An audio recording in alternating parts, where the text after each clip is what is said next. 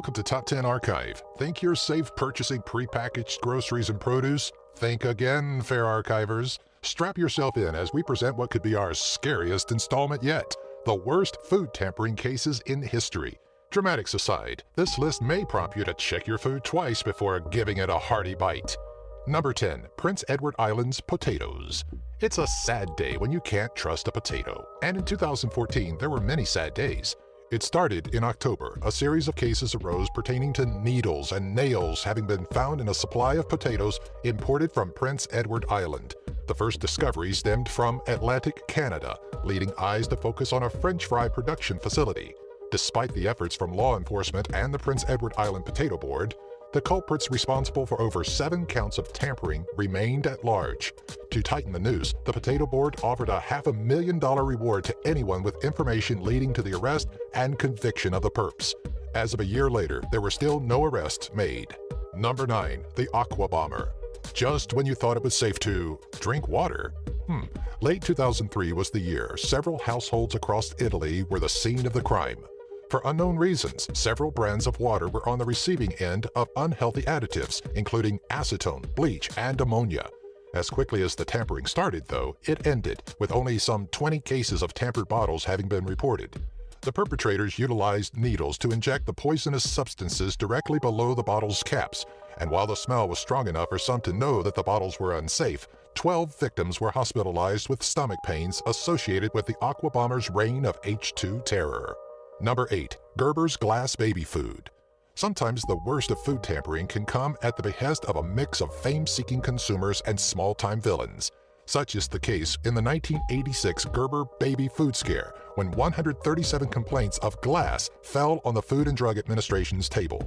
After complaints of glass in Gerber's bottles were reported in Schenectady, New York around Valentine's Day, a panic seemed to fall over additional consumers. After combing through all 137 complaints, the FDA determined those that weren't false reports seeking money were copycats that tampered with the product. Gerber stood fast that their manufacturing and packing plants were up to par, but didn't speak publicly as to potential tampering. Number 7. The Berges oranges. Jaffa oranges are a delicious, sweet orange grown in the Middle East, and sometimes paired with mercury. At least that was the case for the 5 children of the Berge family, a Dutch family that fell victim to a grotesque attack that was meant to hurt Israeli exports. The tactic, implemented by Palestinian terrorists, included injecting non-lethal amounts of mercury into the citrus fruit prior to export. According to threatening letters associated with the act, the move was in response to poor labor relations for oppressed Palestinian workers, though a conflicting confession by the Arab Revolutionary Army Palestinian Command was received at the Amsterdam Health Ministry. Of the 220 oranges tested in the Netherlands, 14 showed trace amounts of mercury. Number 6. Sizzler's Rat Poison Surprise. You don't even think about it, but every time you dine out, you may be putting your life at risk. This was doubly true for Sizzler patrons in 2 different locations where, a month apart from one another, each location was alerted to green pellets in soup and sauce from the salad bar. After being tested, the pellets were proven to be rat poisoning, dispersed by 57-year-old Jacqueline Elizabeth Fords of Brisbane. Sizzler shut down all self-serving salad bars in the area after the second complaint, a costly measure as the bar accounts for 60% of the restaurant's revenue. Forbes, ironically, was also the same woman that came forward with a complaint of the pellets in her soup. Number 5. The Monster with 21 Faces. It may sound like a mythological beast and may have been the name of an Edogawa Rampo villain, but the Monster with 21 Faces is actually a conspirator in poisoned candy supplies in Japan. What started in March of 1984 with the kidnapping of the CEO of Glico, a local candy manufacturer, erupted into a series of threats made by an individual that called themselves the Monster with 21 Faces, who poisoned candy by lacing it with cyanide. The monster's terror claimed its first victim in August of 1985, long after the threats ended, when the police superintendent in charge of the investigation set himself on fire over the shame of the monster still running free. Number 4. Rajneesh's Salad Bar. In 1984, the city of The Dalles in Oregon was on the receiving end of the largest bioterrorist attack in the United States, during which 751 individuals fell victim to salmonella poisoning in a political effort by followers of the Bhagwan Sri Rajneesh. The attacks were an attempt to tip the voting scale so that 2 of the 3 seats on the Wasco County Circuit Court and the Sheriff's Department would be held by members of the newly formed town of Rajneesh, formerly Antelope, Oregon.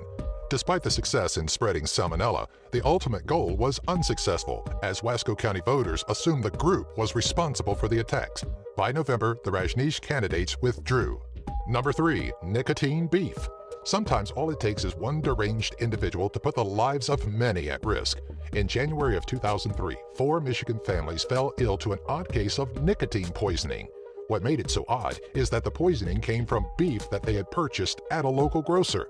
What started with 18 people blew up into a case involving over 90, and as the complaints were fairly localized, all eyes fell upon the supermarket. On February 12th, an indictment for the arrest of an employee at the supermarket was returned, the alleged food terrorist being accused of contaminating over 200 pounds or 100 kilograms of beef with an insecticide containing high nicotine content. Number 2. Paraquat murders. It may not have been common practice in 1985 Japan, but by now we should know not to drink random beverages found just outside of vending machines. Just don't do it, because you never know when one of them is going to be dosed with paraquat, an herbicidal quite lethal in the right dose. The first case was on April 30th, 1985 in Fukuyama, Hiroshima, with 11 more occurring between September and November. Allegedly, many of the victims took a bottled drink left outside of the vending machine, prompting owners of the machines to leave notes warning against doing so. Thanks to the voices of reason, the poisoning stopped, but the killer still roams free. Number 1. Tylenol and cyanide. Back before tamper-proof labels, it was quite easy to add a little something extra to products like Tylenol. And in 1982, an unknown individual laced capsules with potassium cyanide. New York resident James William Lewis took credit for the tampering, demanding $1 million to stop the poisonings, which had already claimed the lives of 7 people. Lewis was convicted of extortion, but wasn't originally pegged with the poisonings. In 2012, the FBI raided Lewis's home in connection with the murders, though the investigation is still pending. In the aftermath of these deaths, tamper-resistant packaging hit the market and product tampering became a federal crime. Do you have an idea for a future Top 10 video? Let us know in the comment section below. Be sure to follow us on Twitter, Facebook, and our website, top10archive.net. If you enjoyed this video, be sure to give it a thumbs up and share it with all of your family and friends.